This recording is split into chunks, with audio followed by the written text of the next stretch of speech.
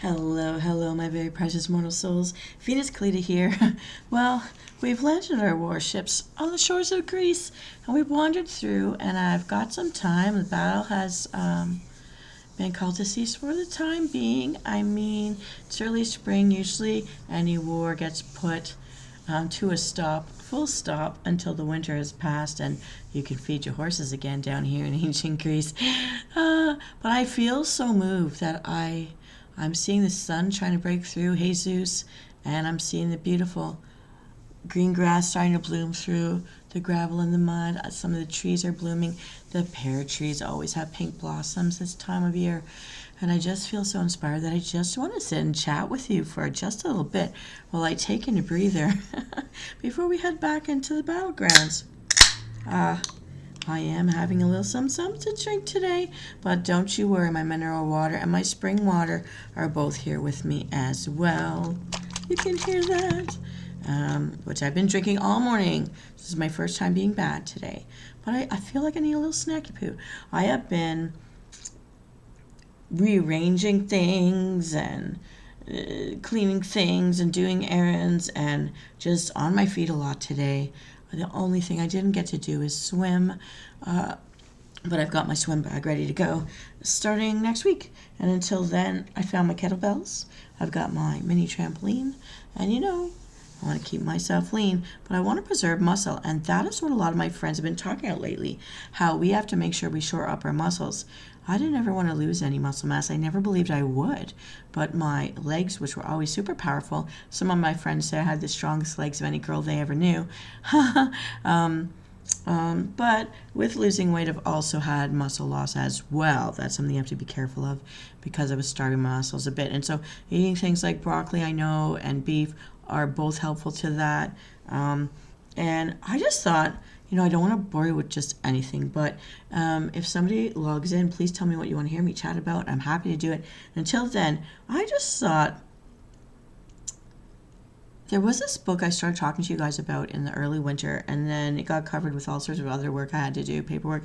And now that I've been reorganizing and recycling, I found it by Doug Lennox, Now You Know, the Book of Answers. I'm going to randomly open pages and just read them to you. Before that, I feel like I'm still so far away. So let me get up a little closer first. Get up a little closer. See how I can do this. Walking over closer to you. Come. So I like showing my knee pads. I don't know if this is a weird angle on me, but so a little closer. I'll come a little closer every couple of fun facts, and then please let me know in the comments what you think of them. So let me see. And we have a new subscriber, so thank you, new subscriber, whoever you are. Please don't worry, shine. Tell me who you are, and please say hi when we have our shows going on. I know that right now I'm doing a peekaboo kind of schedule, which means I'll pop in at random times, as everybody does from time to time. But also, I can only tell you that I'll be on in the evenings. Sometime, I don't know, sometimes for me evening is 4, sometimes evening is 6, sometimes usually it's 8 o'clock-ish. And that's the late, I don't know. Sometimes you guys know I'll show up at weird times when I'm a bit of an insomniac, a bit sleepless. But just to say, I will try to be here on the days I say on my schedule as much as possible. I actually have to go looking for, I've done so many new slide decks with different possible shows for other things that I buried my recipes.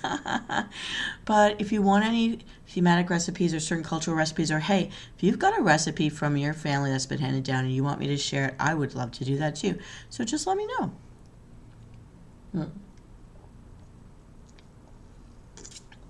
And in case you're wondering, my shield is made from a replica of a real ancient Roman coin that depicted Venus. This is the Venus. I also have one with a Medusa from Greece, and this one is from Rome, of course. And Venus was originally kidnapped from Greece. You know her name is Aphrodite in Greece. She was kidnapped, given a new name, new clothes, new hairstyle, called a Roman. But don't forget, she's Grecian. a Grecian goddess, and we're here in Olympus together. And my namesake, of course, I take the Roman because, well, there was an ancient Japan. There was also an ancient Rome. And so I am the answer to that. Now, I'm going into my book of Now You Know, and I want to find some random facts.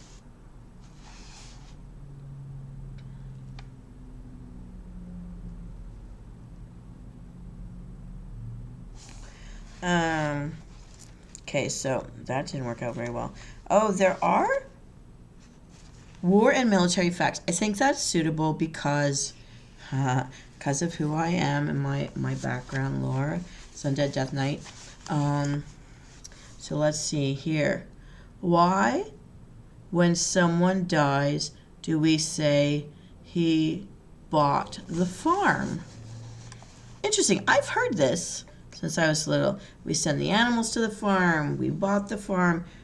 And here's the reason why. During the Second World War, airmen introduced the term "he bought the farm" after a pilot was shot down. The expression caught on with all the armed services and meant that if you gave your life for your country, your impoverished family would receive insurance money for your death, which would help pay off the mortgage on the family farm. Death for your country meant you were buying the farm for your parents. That's sad, but also interesting. Also interesting to note that I've been talking to some people lately who have been bringing up the fact of different members of our family who, in their elder years, were receiving monies from the countries of their birth because they lost their fathers to war. For example, well, as you know, ancient Roman family of mine, my grandmother received for losing her father, who was only 21, and she hadn't even been born yet when he lost his life. And she received, for her loss, a pension from the Italian government all her life, every month, for the loss of her father. And she lived to 88 years old. So that was significant. And I've met other people whose parents were from the UK, Scotland, England, who have told me similar stories that when they lost their dad or they lost their husband, they continue to receive.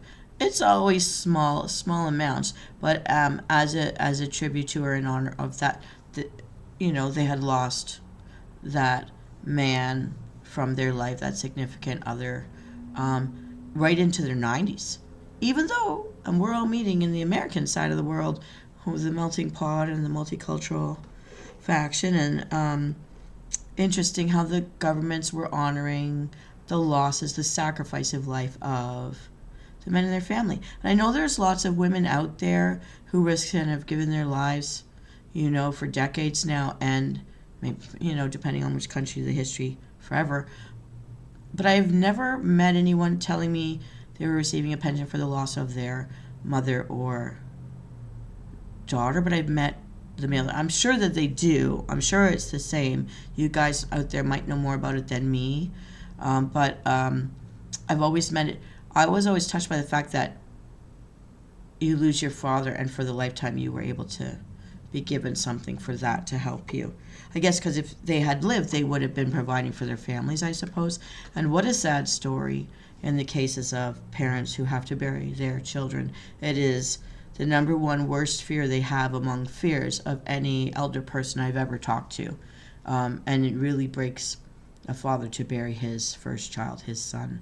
And I remember that, just seeing my grandfather at my uncle's funeral. Heartbreaking. And so my condolences to everyone out there. My own family, our best friends for my lifetime, their dad just passed away, and I used to run around his kitchen table and backyard and basement, and he fed me through my childhood. So I'm very sad that we've also had to bury someone this weekend. And so my condolences, my thoughts out to all of you. But I'm going to continue on with these facts about war military stuff, because that's how I'm geared today. We're in Olympia, where Mount Olympus is.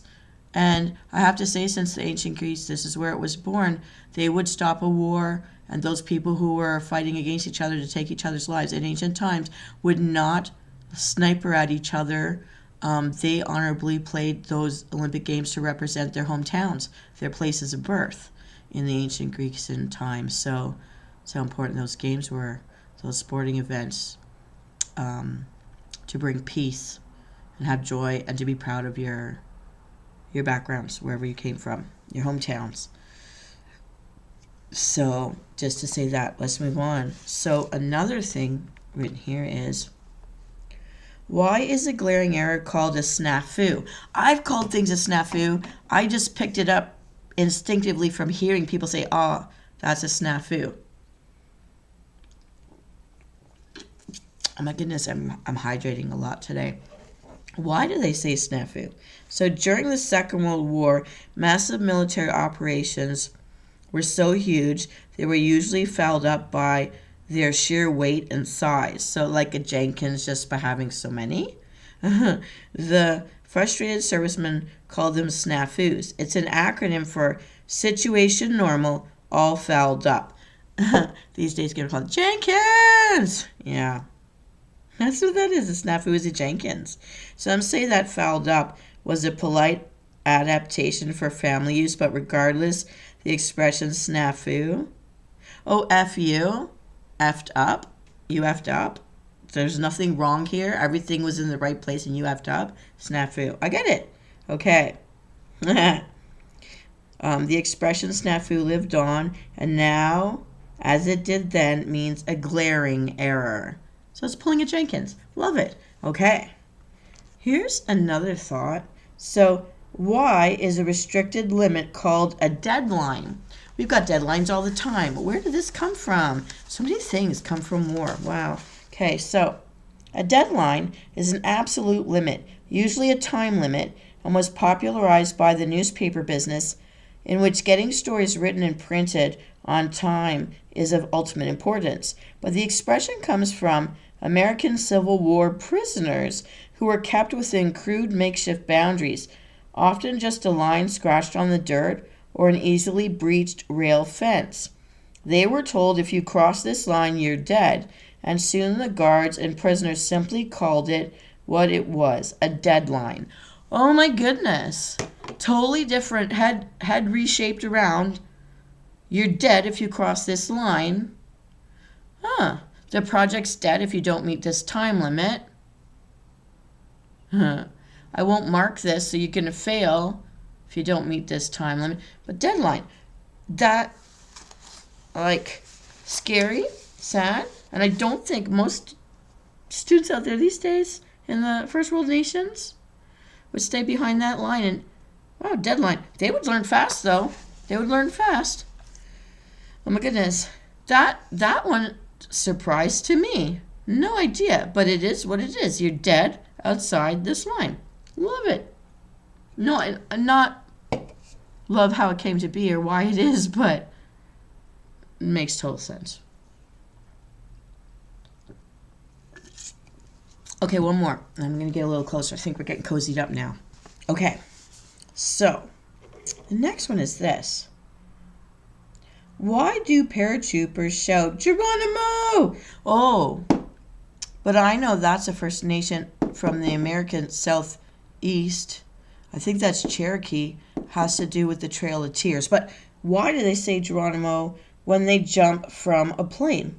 During the Second World War, oh my goodness, this war certainly came up with a lot of words that were normalized in my lifetime as a child. Okay. Native American paratroopers began the custom of shouting the name of the great Indian chief. I didn't know he was a chief. I don't think it was a chief. I thought it was a warrior. But okay, I'm learning more. I don't know if this is an error. Geronimo when jumping from a plane, because according to legend, when cornered at a cliff's edge by U.S. cavalrymen, Geronimo, in defiance, screamed his own name as he leaped to certain death, only to escape both injury and the bluecoats. I do believe that the people from his tribe who were being forced off their land, so the Trail of Tears, the march that killed a lot of children, he did not go with them and they could see him from on top of the cliff. And I think there's a movie with that scene, but I didn't know he jumped. But Good on him and his horse for surviving that. But it's interesting that the First Nation people who would jump from the plains would say it. I guess in hope of evoking that they'll survive the jump and the landing. Interesting. Another thing I didn't know. All right. Let's see what's next. Why, when someone ignores the rules, do we say he turned a blind eye? Okay, at least this one's not from World War II. Okay. In 1801, well before our great-great-great-grandparents were born, I don't know. Okay. While second in command of a British fleet near Copenhagen, Horatio Nelson was told that his commander had sent up flags ordering a retreat. Nelson lifted his spyglass to his previously blinded eye and said he couldn't see the order. Oh, what a saucy little man. Okay. He couldn't see the order. And then he ordered and led a successful attack. Nelson's insubordination became legend and gave us the expression, turned a blind eye. We've all pulled stunts like this. So we've all pulled a Nelson. Oh my goodness. I think that's so funny. I like this man very much. Yes, I do. I totally want to do that. It's like, pull the hair over your face. Go. I don't see it. What? I'm looking and I don't see it. The technicalities. He could have been a lawyer.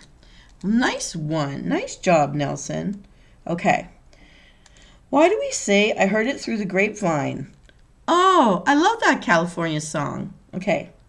During the American Civil War, a Colonel B set up a crude telegraph line between Placerville and Virginia City by stringing wires from trees. The wires hung in loops like wild grapevines, and so the system was called the grapevine telegraph. I know what the moccasin telegraph is. My name's been in it. Or simply the grapevine. By the time war news came through the wires, it was often outdated, misleading, or false. And the expression, I heard it through the grapevine, soon came to describe any information obtained through gossip or rumor that was likely unreliable. Heard it through the grapevine means, so I heard this thing, people are saying it. I don't know if it's true or if it's fake news. I love it. Heard it through the grapevine. Fake news.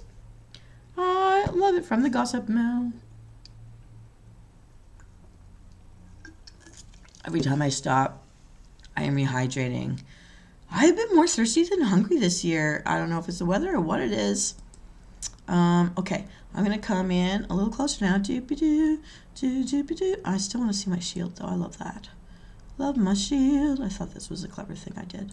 Okay, I'm just going to stand closer to you. We're just going to keep on talking. Yeah. I love these columns, and I love the pink in the trees. It was my grandmother's favorite time of year was late spring, I think it is, when the big pink blossoms in the trees go. It never lasts very long, but it becomes our fruit. Crab apples and pears, cherries, give us these beautiful pigmented petals. It's such a nice time of year. And I'm airing out my own place right now, getting fresh air while I do this. Yeah. Okay. So maybe, this just ruined it. I'm so sorry for whatever bicyclist just ruined our little view there. I'm thinking I'm going to rename my title later afterwards, because I think every time I come online to do one of these little fun chats, I think this is a lot of fun. I will pick a different theme every time. And today, as is, I'm dressed like this. There's so much information. I haven't spent too much time on it yet. So, yeah, we're going to keep going. So, war and military sayings, that's made it into our vocabulary. Let's keep going. So, where did croissants or crescent rolls originate? In 1683, during a time when all the nations of Europe were at war with each other, the Turkish army laid siege to the city of Vienna. The following year, Poland joined Vienna against the Turks, who were ultimately forced to lift the siege in 1689. As a celebration of victory, a Viennese baker introduced crescent-shaped rolls or croissants, copying the shape of the crescent Islamic symbol on the Turkish flag. Interesting. I didn't know it. I always just thought of it as a bread smile. Ha! I like croissants. I like ham and cheese on croissants. What do you guys think? Tasty, tasty. Maybe I'll have to do, oh, I have to write, I don't even have paper anymore. I have to write down, maybe I should do, okay, I'm writing this down right now. Okay. Turks, croissants for victory food. Maybe I'll do an episode of victory food or military food. I think I used to do things like that. Not for survival, but like for victory. I don't know. Theme. For a Riddle Me Din Din night. We're going to do that. We're going to explore that later. I like that story. Inspiration right there. Okay. Here we go. The next thing. During the American War of Independence, which country contributed the most soldiers to fight alongside the British? The American War of Independence. The country that was contributed the most soldiers to fight with the British against Washington was America herself. By 1779, there were more Americans fighting alongside the British than with the colonists.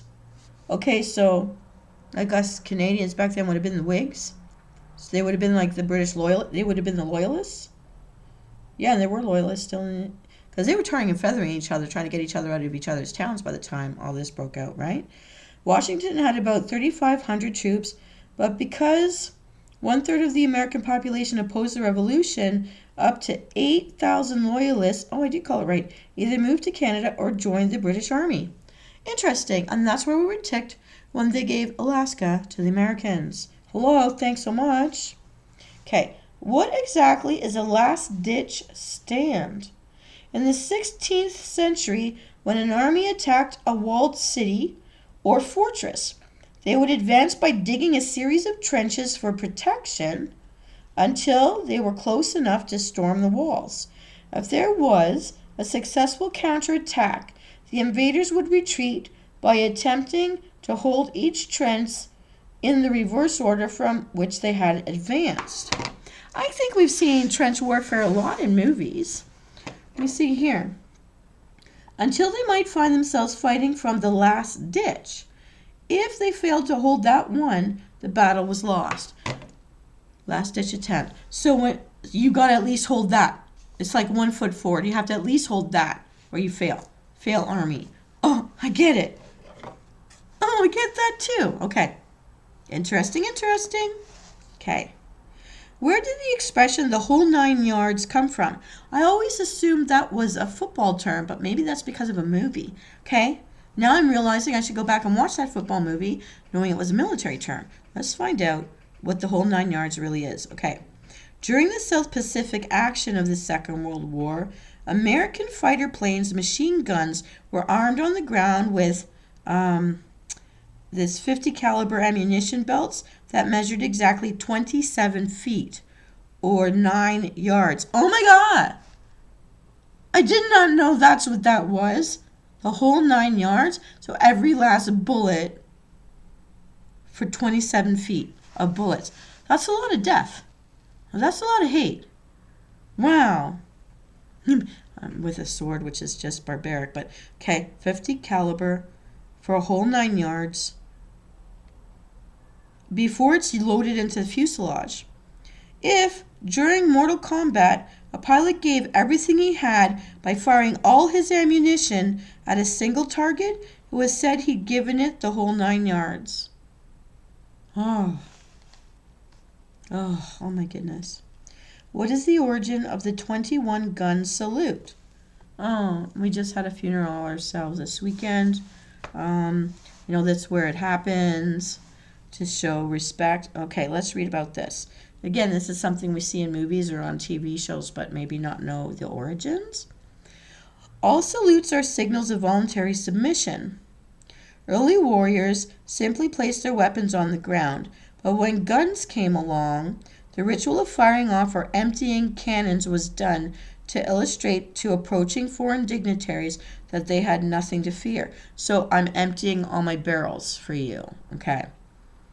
In 1688, the Royal Navy regulated the number of guns to be used in saluting different ranks. For Prime Minister, 19 guns should be used, but for royalty or heads of state, the salute should be with 21 guns. Interesting. By rank, that is the max. So they maxed out. Okay. Oh. In modern warfare, is it infantry or machines that determine the outcome? Machines win modern wars. A 1947 study found that during the Second World War, only about 15 to 25% of the American infantry ever fired their rifles in combat. The rest, or 3/4 of them, simply carried their weapons, doing their best not to become casualties. The infantry's purpose is not to kill the enemy, but rather to advance on and then physically occupy his territory. Interesting. Interesting. All right. Oh, yummy! That was so good. Okay. I'm gonna come in and talk to you guys. I'm gonna come in a little closer. Here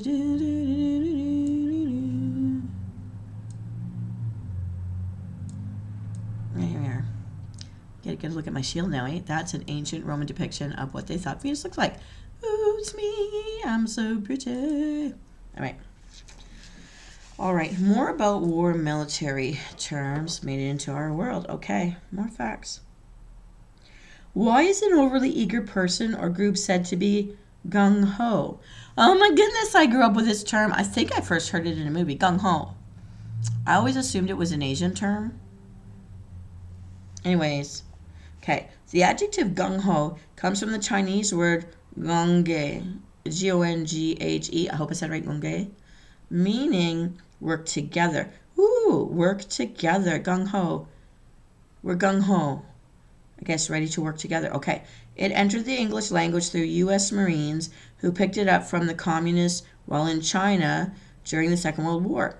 Because the Marines admired the fervor of the Chinese leftists in fighting the Japanese, while the rightists under Chiang Kai-shek seldom fought. They adopted gung-ho as a slogan. They emulated the communists with gung-ho meetings and eventually called themselves the gung-ho battalion. Interesting. Marines. All right. Where did the word assassin come from? Yeah. Assassin. Okay. While mounting a jihad against the invading Christian crusaders in the 1300s, Hassan ben Sabah controlled his command of radical killers with a potion that gave them dreams of an eternity in a garden where young women pleased them to their heart's content. Okay. The potion was from hashish, and these young killers became known as hashish eaters, which in Arabic is hashashin, or as the Crusaders pronounced it, assassin. Hash? Is that hash? So assassin is a killer. Say all wanted their place in heaven, right? With their many virgin wives, right? Okay. For going off and killing people. So an assassin isn't necessarily an amazing killer. It's somebody who's high. I don't know. Assassin, I just think ninja. Really cool and very skilled, and you're dead. They're high. Okay. Well, let's move on. I'll leave you to your own thoughts. Tell me in the comments what you think about any of this information we've just heard today. I find this so fascinating. What a great book. Okay. Why, when two people share the cost of a date, do we say they're going Dutch? War has influenced the slurs in our language more than anything else. Well, I'm starting to learn how much is actually It has been in my vocabulary since childhood and through the movies. Wow. Okay. For example, when a soldier runs from battle, the French say he's gone traveling English style. English style is being cowards. Aw. Well, the English say he's on French leave. Oh, coward.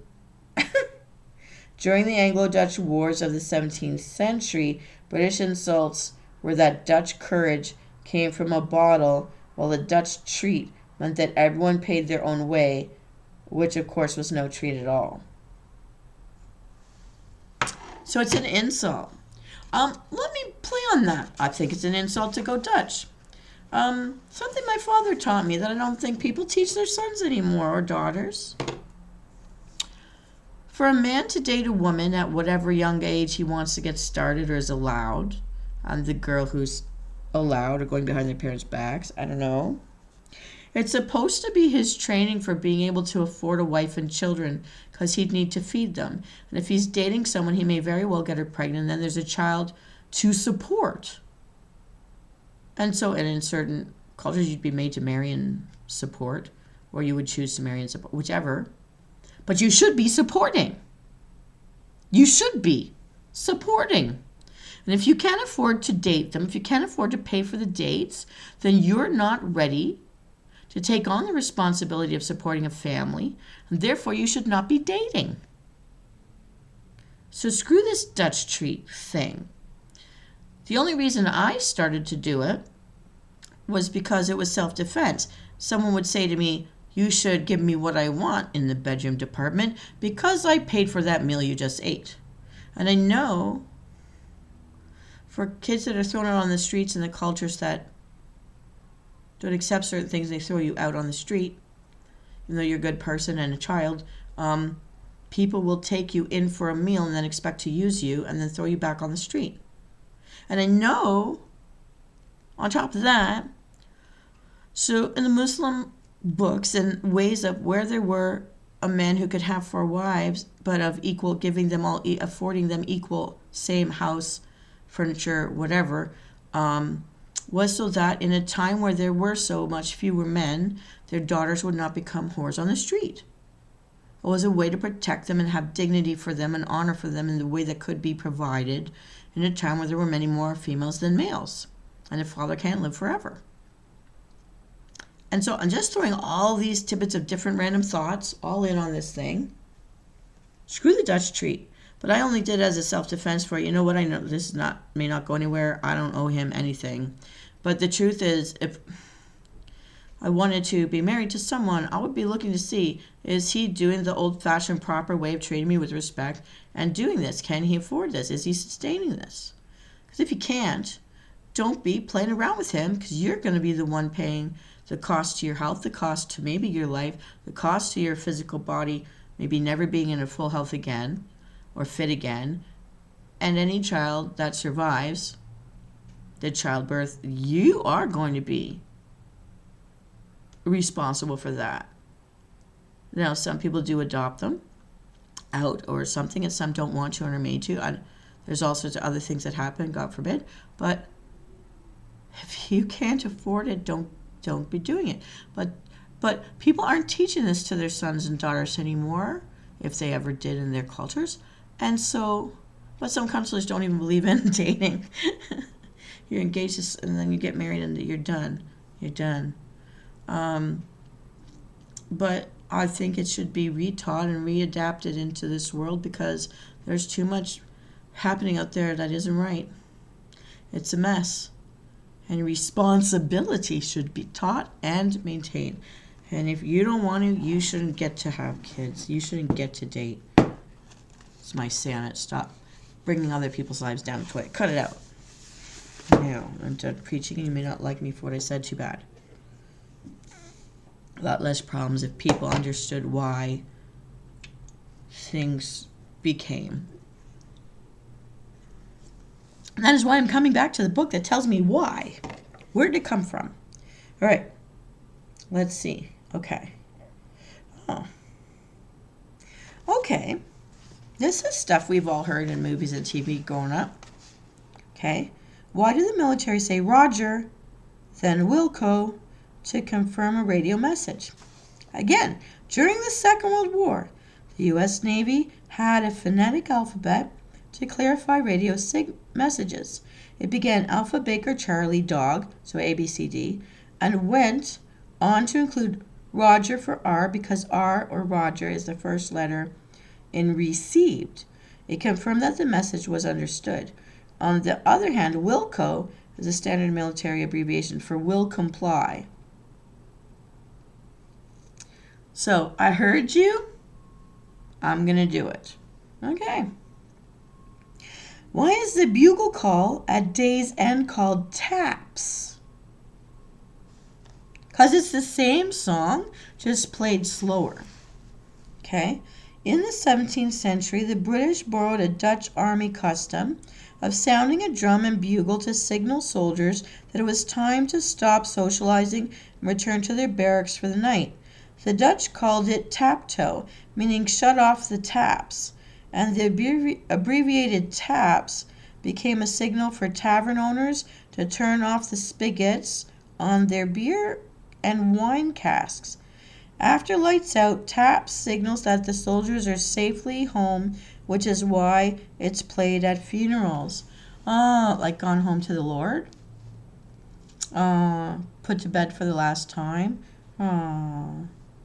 But yeah, spigots. So you pull out the spile that takes the sap out of the tree. You pull out the tap, the spigot that's inside the keg to serve. So it's like when bar closes.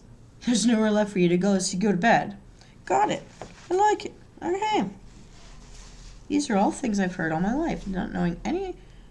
Wow, how much army is in there.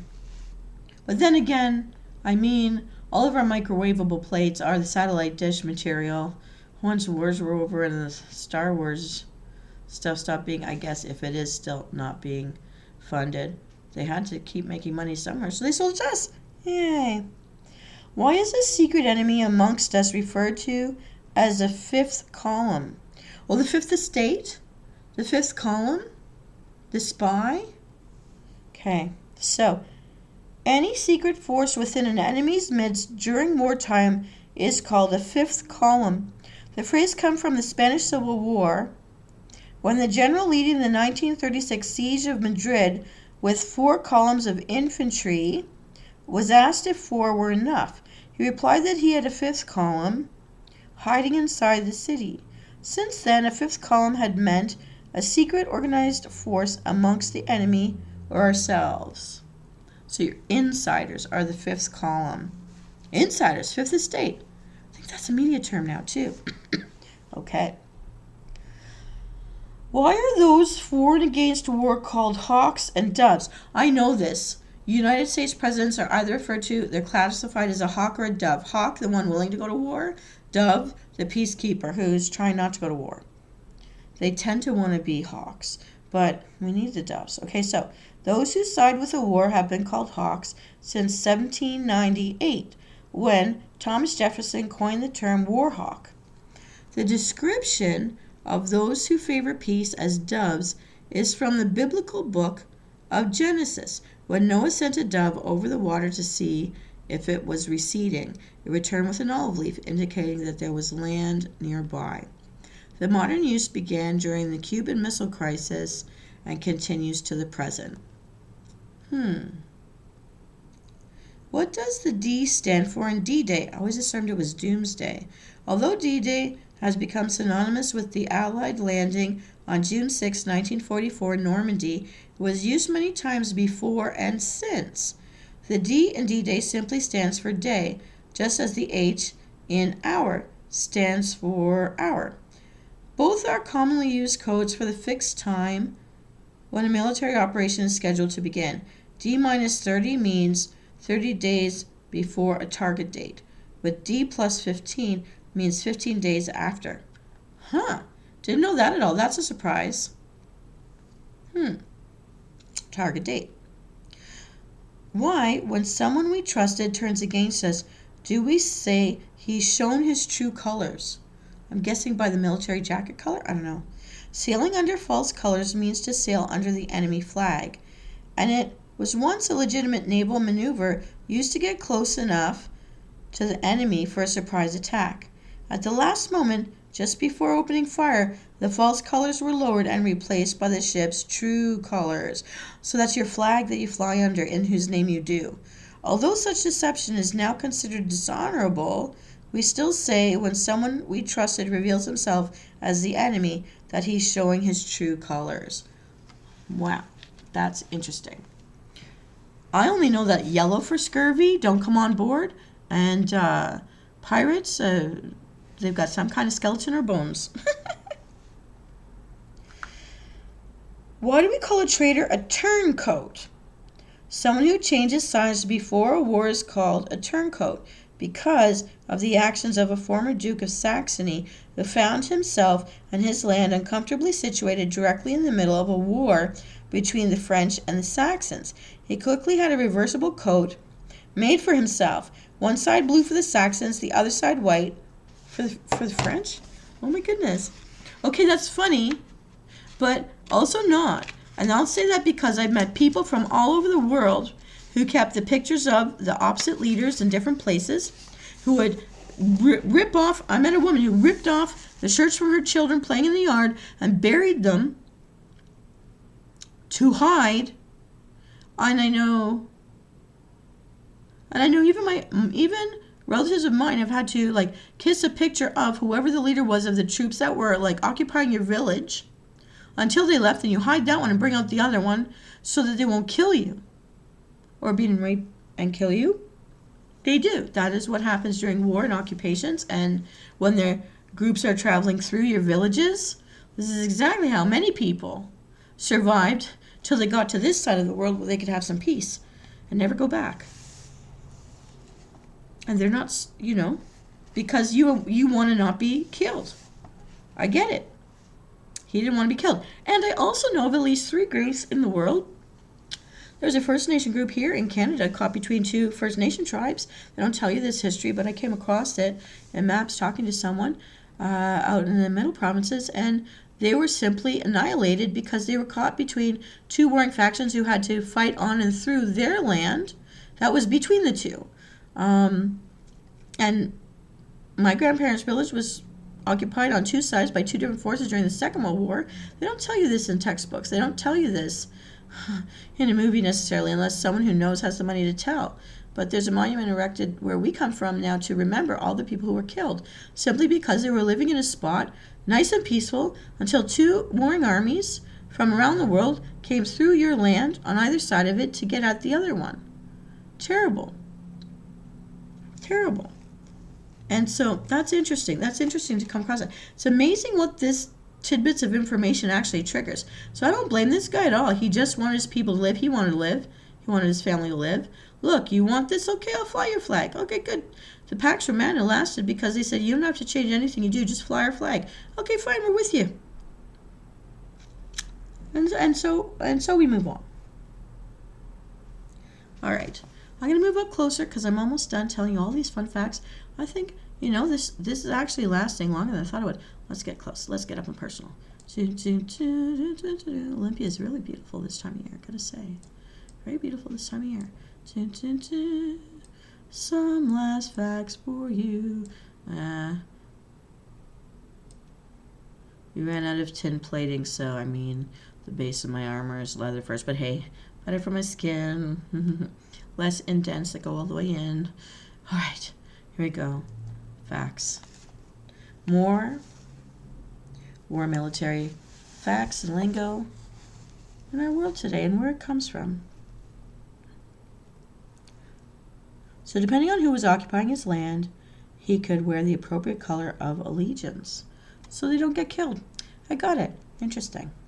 Why, when abandoning ship, do we say women and children first?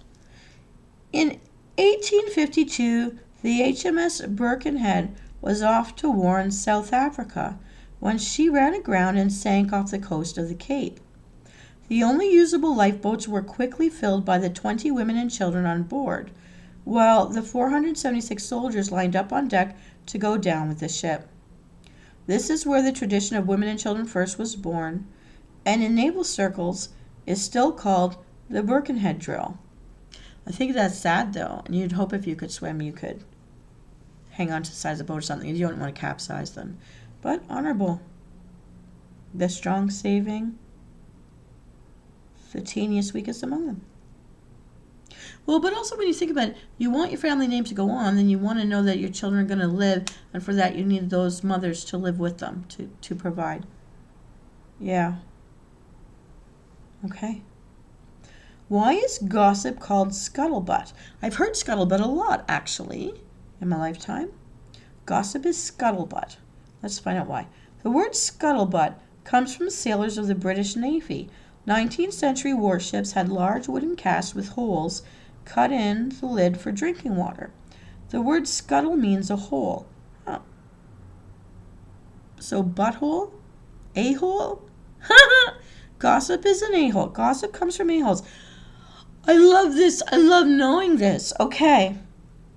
Scuttle means a hole, like the one created to scuttle a ship, or in this case, the one in the cask. The water cask itself was called a butt.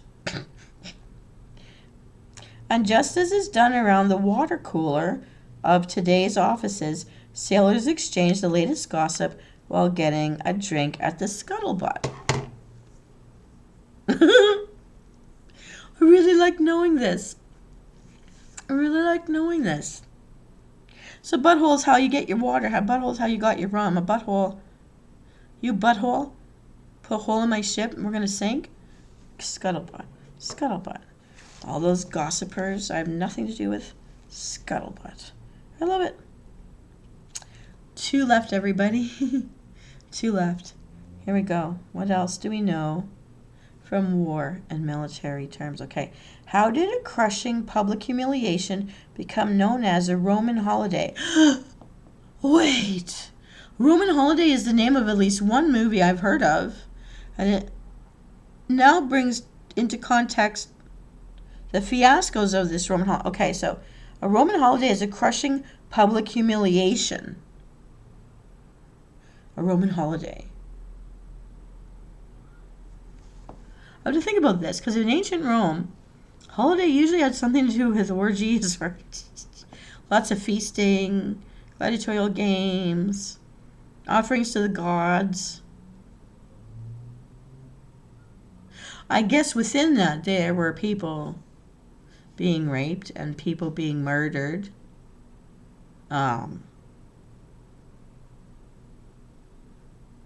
People that were naked everywhere. I guess that's humiliating, depending on whose point of view. Okay, Etruscans, they are pre-Latin.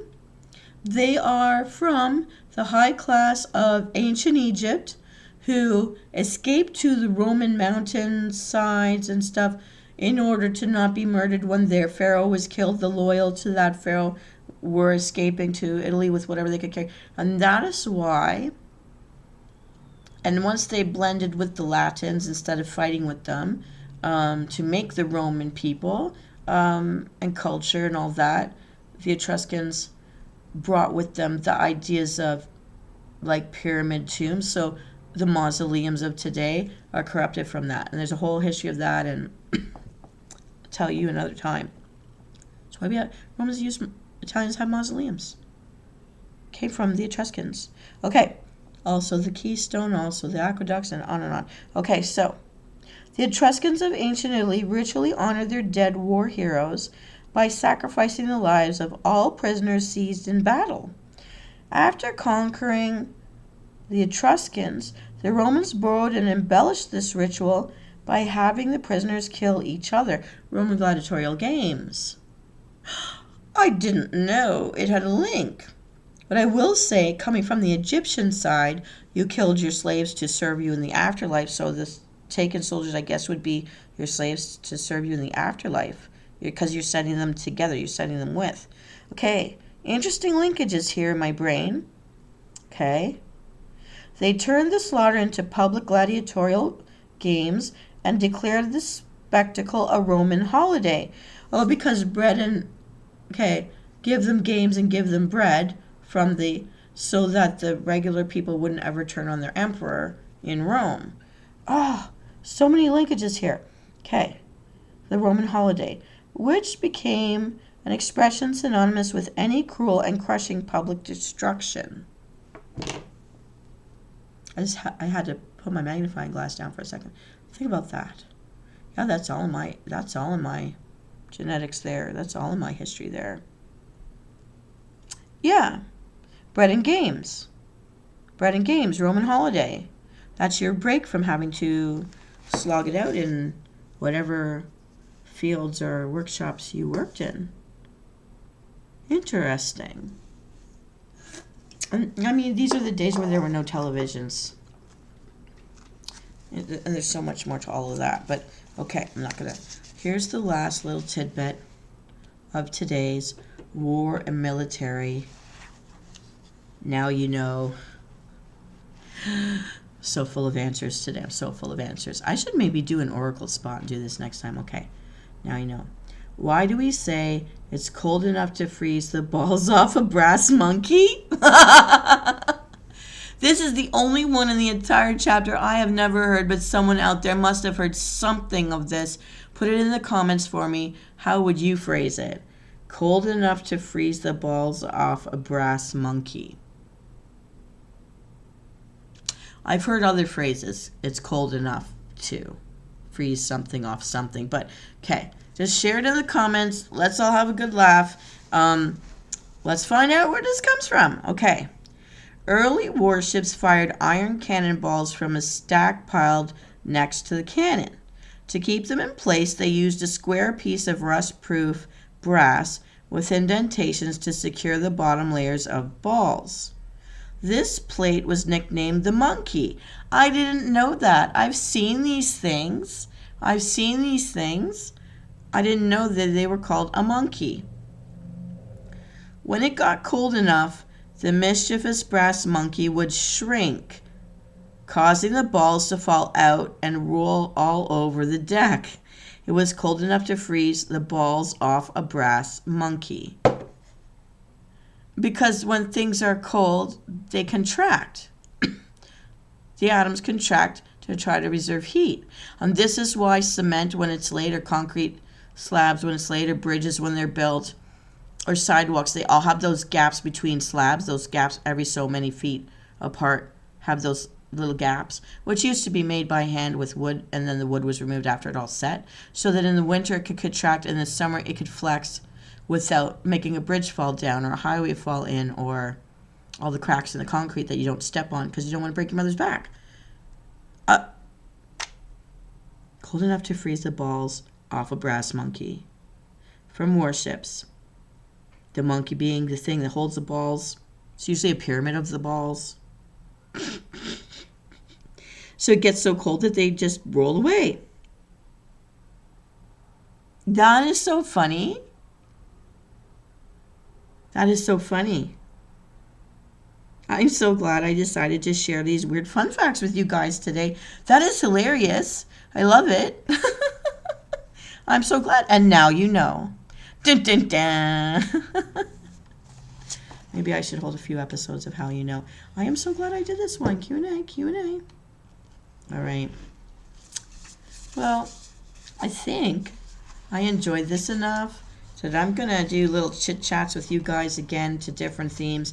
I know I did this once in the past by going randomly through a book, picking out a few things here and there, but I think I did people and places last time. But it's been a while. It's been a while.